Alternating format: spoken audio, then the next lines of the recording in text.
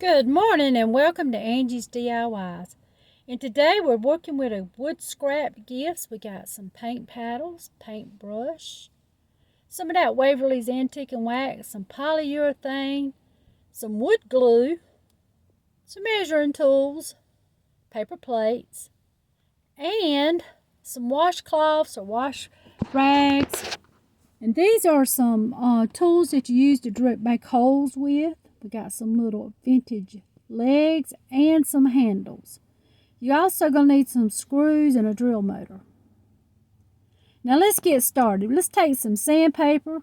This is what the wood looked like before we sanded it.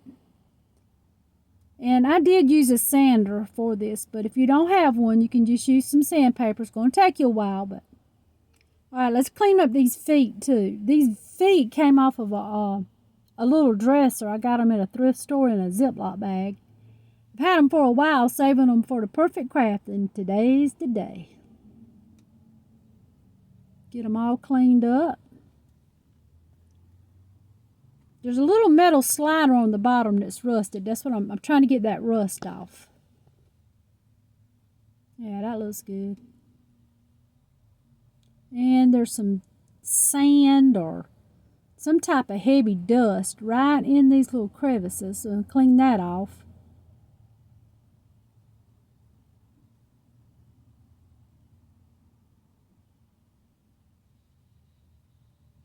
Just takes a minute, but cleaning everything up makes the project go better. That's just a little piece of sandpaper I tore off so I could get in those crevices. Alright, I think we got them looking good here.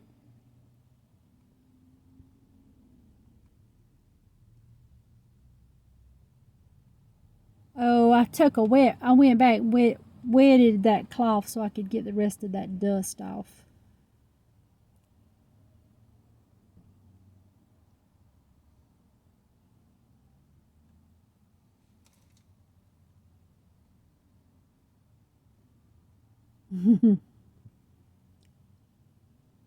Alright. Now I think I'm just choosing which side of the board I want to start. I take this ruler and mark where I'm going to drill the holes for the feet.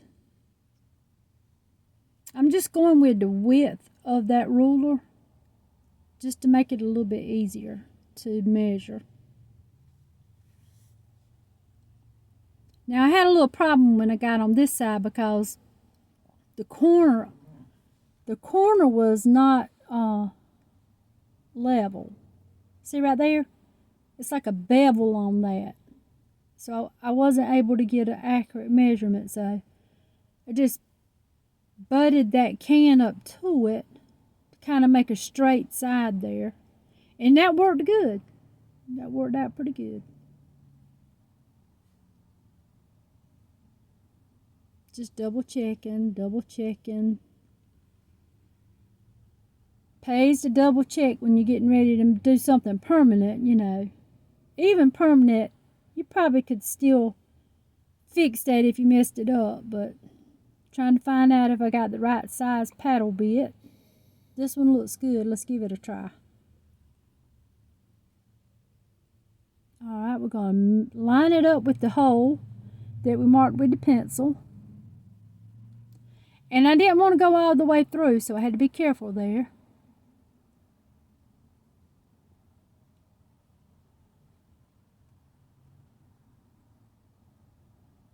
Alright, let's see if it fits. Took a little piece of sandpaper and cleaned up those edges. Yeah, it fit in there pretty good. Alright, we got 3 more to go. I'm just double checking it to make sure it wasn't too loose.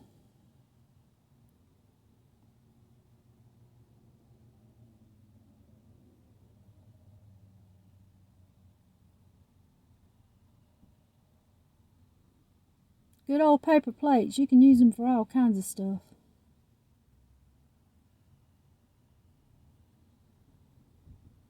Alright, we got 2 more.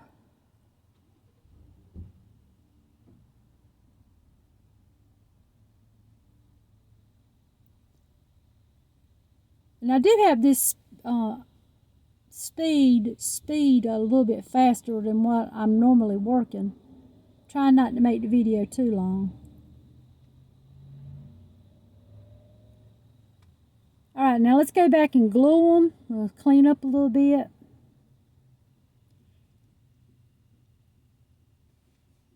And at this point I'm realizing that hole's a little too deep.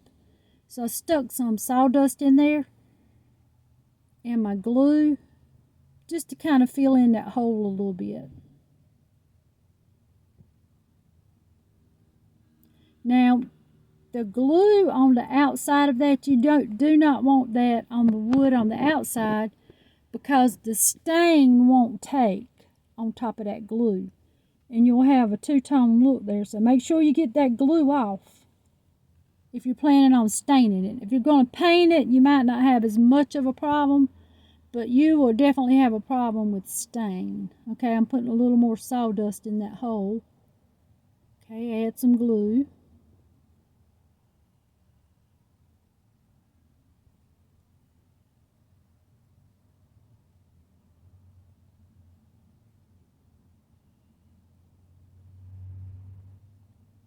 That glue is the Aleene's glue. I think that came in a box of stuff that I bought maybe at a Goodwill. And this is first time I'm trying it, and I think I like it so far. I normally use Titebond, but that's doing pretty good.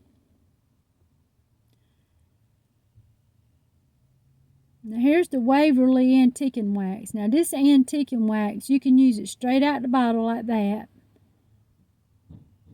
I'm testing it here on the back side to see if it's going to be too dark. Yeah, that's going to be a little too dark. So I'm going to go over to the sink and put a drop of water in there. Alright, let's get it stirred up.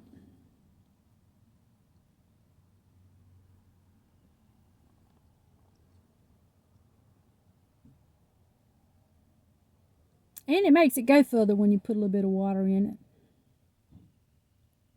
Yeah, I like that better. See how the wood grain's still coming through? And it's a little bit easier to apply when it's watered down too.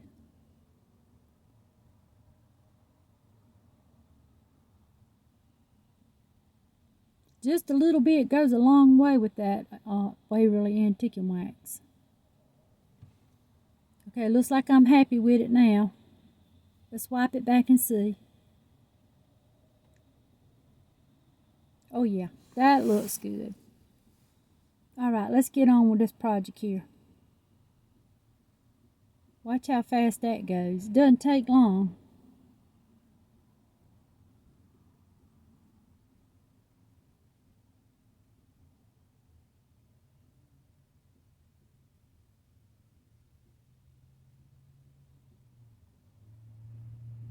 That's really pretty.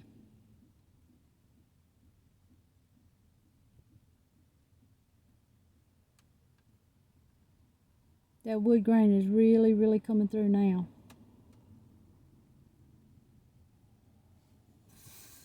And you could use another wax over this if you wanted a darker color. You could use some white wax over it if you wanted to highlight the wood grain more. But I'm liking this color, so I think I'm just going to only use the Waverly's Antiquing Wax and the polyacrylic.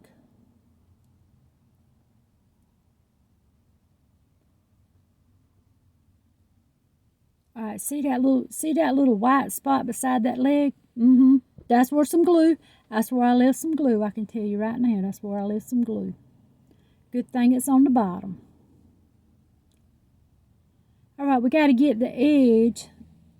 The edge might take a little more time because it's where it was cut, so it's not as smooth as that bottom. Yeah, and I'm realizing here too, I should have got all that sawdust off that table before I started staining, because you don't want to get the sawdust in your stain or your paint. All right, let's get that cleaned off. That mat is a mat that you buy to use with the rotary cutter, that little round cutter. I think I got it at a yard sale or a thrift store. It wasn't much, and I said, well, for that price, I'll give it a try. So far, I like it pretty good. I use it a lot. All right, we got our place cleaned off. Let's get to staining again. Where's the paper plate?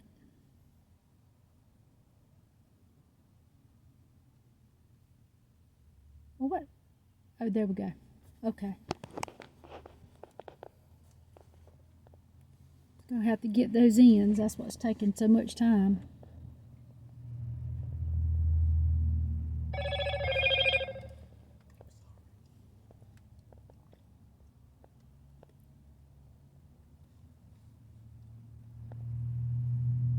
It's going on good.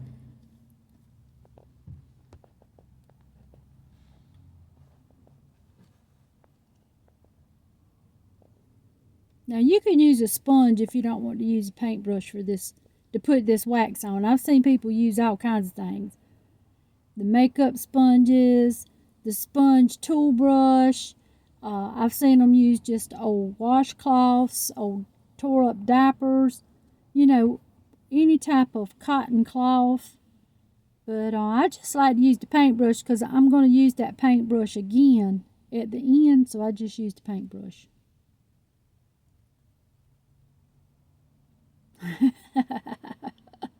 I didn't want to waste none, so I just poured it on there.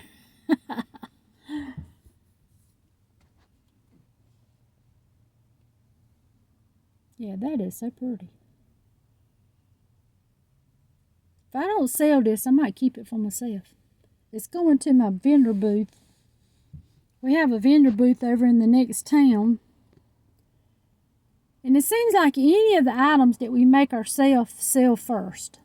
They sell, I guess people just in that area, they appreciate homemade items and they do sell first. Now we don't get a lot of money for them because we are in a rural area, but they do sell.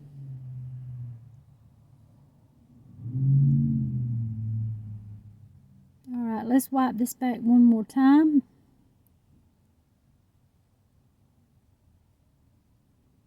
Look at that. That is so pretty.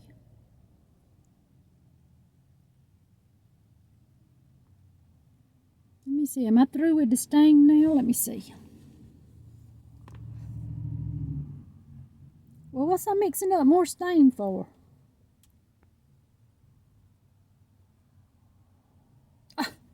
I forgot to do the edges. It's been a while since I did this project. Look how fast it is. I just love that stuff. It's so easy to use. And it doesn't take it long to dry either.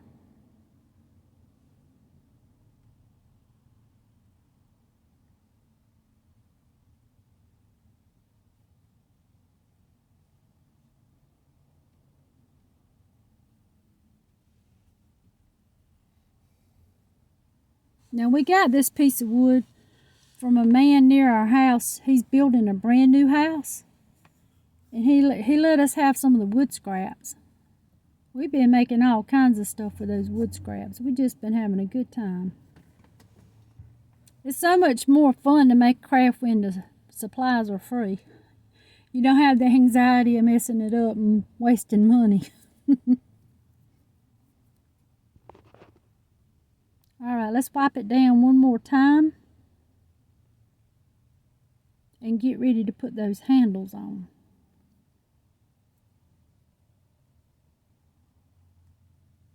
Now here I'm thinking I'm going to go ahead and put these handles on. Then I changed my mind because I realized I didn't have the polyacrylic on there yet. I'm sitting here thinking about it. Alright, let's get the polyacrylic on first. That'll just make everything easier. Now this is a brand new can of polyacrylic, and I try not to dip my brush into the can. Like this paintbrush has got that wax on it, and it would color the can, and I don't want to mess up the whole can, so I'm going to pour it in that paper plate. I did stir it slowly because you don't want to bring up a bunch of bubbles in your polyacrylic. All right, I'm going to use that same plate. Ooh, I did a little too much. I'm going to use that same plate so I can tint the acrylic for this project. Because there's a good bit inside that paintbrush, and it'll tint that acrylic for me.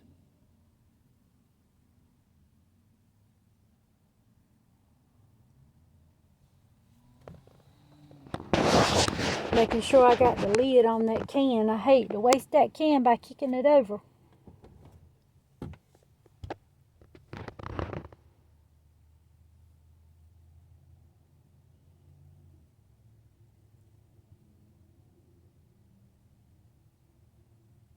I'm going to stir it up real good and get it tinted. And I did have some of this left over, so I put it in a Ziploc bag and saved it, and I did use it.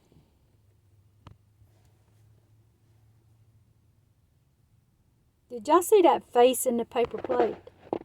Back it up and look at it. If you have time, back it up and look. It made a face in the plate. You can see the eyes and the nose.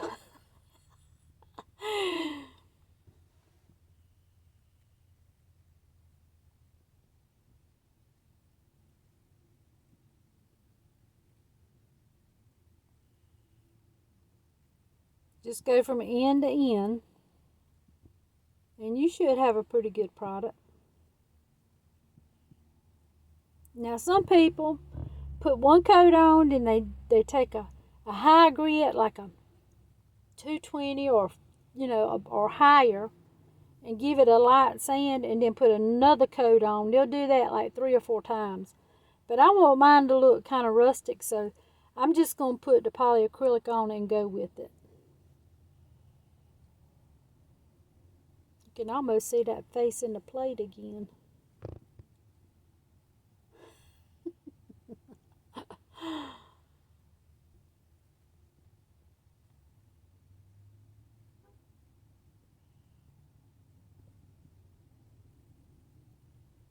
Let's get those ends real good.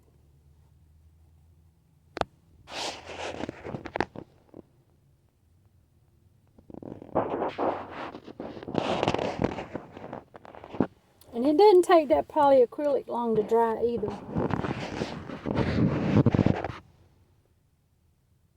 By the time I get these ends coated, it's tacky enough that I can go ahead and put the handles on. Looks like I had a little too much on those ends. I'll wipe it back a little bit. Because it will run. It'll run just like paint if you put too much on.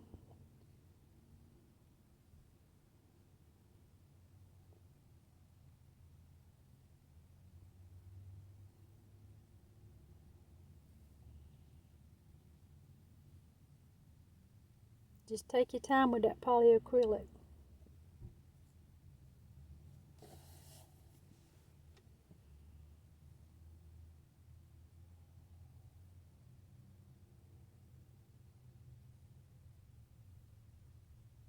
Looking to see if I missed any spots. Let's get the bottom right quick.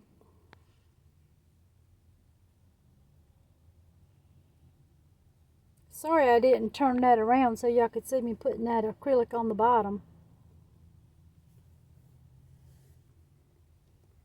I was getting in the zone here trying to get this project finished so I could take it to the store. We had a real good week that week and lots of empty spots in the booth, so I really wanted to get this ready to take down there.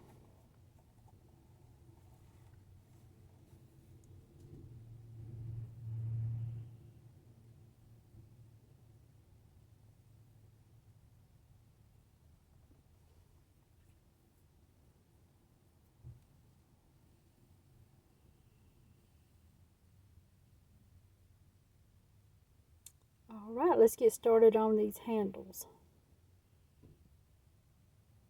Again, I'm going to go with the width of that ruler. And that should give balance when you're looking at it to where the feet are on the bottom and the handle on the top. I think that gives it some symmetry or some balance to, for lining it up.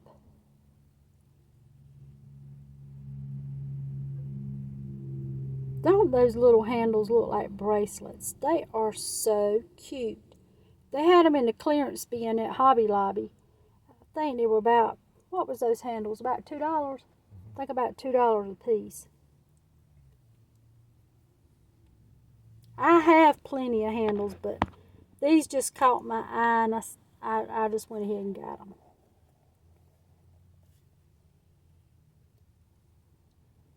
Measure and measure and measure. Now these handles have the holes on the ends where you can install them from the top. On cutting boards, bread boards, cheese boards, I like to install my handles from the top because I don't like the hole to go all the way through. Not that there's anything wrong with that, I just don't like to do it on mine. I like to install that handle from the top. I just think it's nicer. But the ones that you can install from the top are not as easy to find. Most of them, you drill a hole all the way through and then the screw comes in through the back.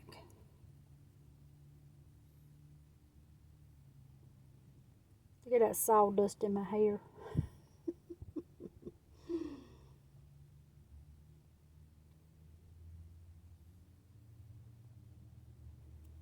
Now these are going to be so easy to install, and I already had my screws picked out, but then I started second guessing myself. See me backing up there, eyeballing it, looking at it, and I'm wondering at that point if my screws are going to be too long.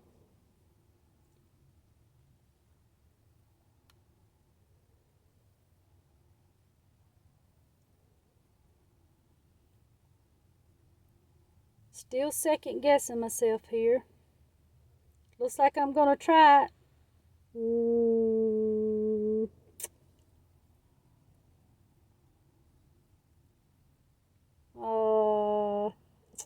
Nope, I'm not going to do it.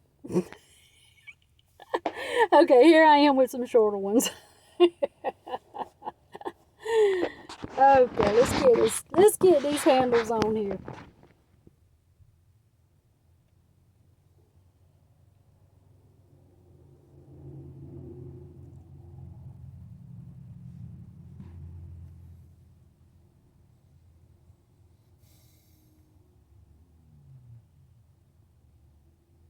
Alright, that's one installed. See how easy that was?